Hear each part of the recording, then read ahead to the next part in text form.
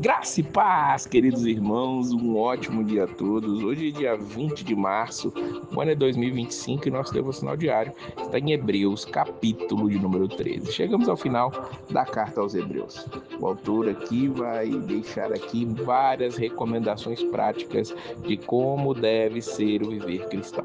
Ele vai começar dizendo no versículo 1, para permanecer o amor fraternal.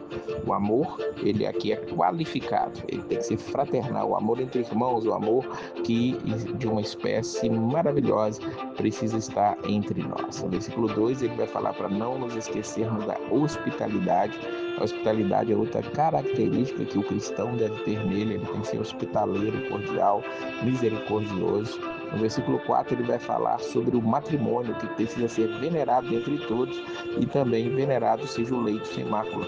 O casamento também é colocado ele em alta estima aqui diante de nós. E nós sabemos que sim, o casamento é uma das coisas mais faladas no Novo Testamento. As orientações sobre casamento estão dispostas em quase todos os livros do Novo Testamento e ele sim tem que ser tido como venerado dentre todos. No versículo 5 ele vai falar sobre a questão dos costumes serem sem avareza, que nós temos que nos contentar com o que nós temos. E nos versículos 7 e 17 ele vai falar acerca dos líderes, dos pastores. Diz o versículo 7, lembrai-vos dos vossos pastores que vos falaram a palavra da verdade, a fé dos quais imitai, atentando para a sua maneira de viver. Aqui no versículo 7, a responsabilidade recai mais sobre os pastores do que sobre aqueles que irão imitar.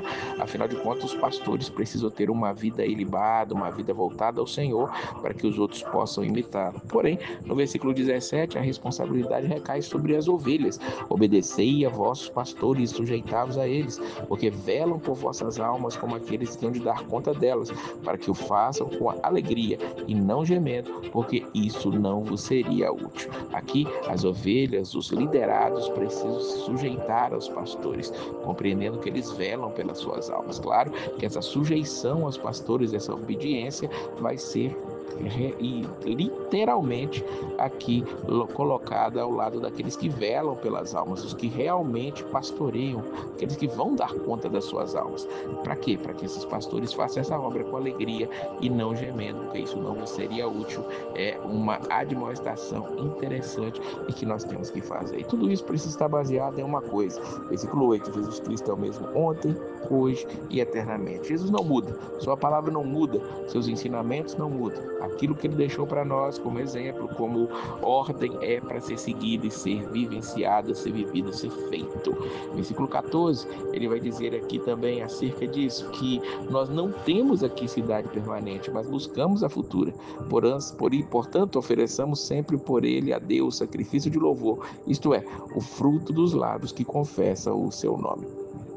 Veja que, como nós sabemos que Jesus Cristo é o mesmo ontem, hoje e eternamente, ele prometeu que iria ao Pai e prepararia lugar para nós. Nós vivemos aqui, mas nós não somos daqui. Nós buscamos a cidade futura.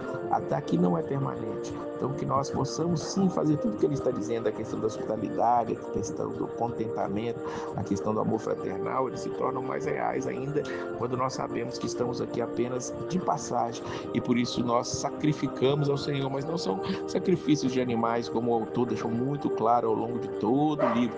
Sacrifício de louvor, esse é o fruto dos lábios que confessam o seu nome. Confessar o nome do Senhor é o sacrifício de louvor, é adorar a Ele, é bendizer o nome dEle.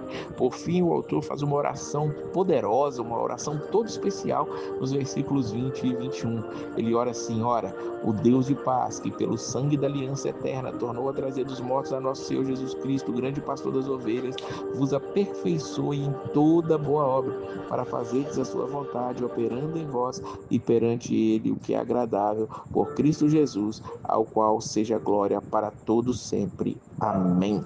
Que nós também possamos orar dessa maneira, entender que o Deus de paz, ele assim, pelo sangue de Jesus Cristo, o sangue da nova aliança, ele trouxe Jesus Cristo de volta, e ele, sim, é o grande pastor das nossas almas, e só ele pode nos aperfeiçoar para grandes obras, e que assim seja para a glória do nome de Deus. Aqui no finalzinho da carta tem dois detalhes interessantes, no versículo 23, Vai citar aqui o nome de Timóteo, mostrando que o autor conhece Timóteo, e vai mandar uma saudação dos que estão na Itália. Então o autor provavelmente estava na Itália ou em Roma ou alguma outra cidade ali enviando essa carta. Como nós falamos desde o início, nós não sabemos ao certo quem foi o autor dessa carta, porque nós sabemos que ela é altamente inspirada por Deus e que ela é proveitosa para nossas vidas. Que nós possamos ouvir esse resumo, como o autor vai dizer aqui no versículo 22, essa abreviação do que ele queria dizer, mas que de maneira especial ele deixa muito claro para nós nessa carta toda, que todas as coisas que estavam ali atrás eram sombras, mostrando Jesus como o principal.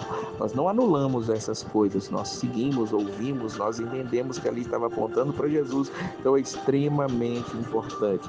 Mas em Cristo está a nossa salvação e é nele que nós confiamos. Que Deus possa abençoar a sua vida sempre e a paz do Senhor.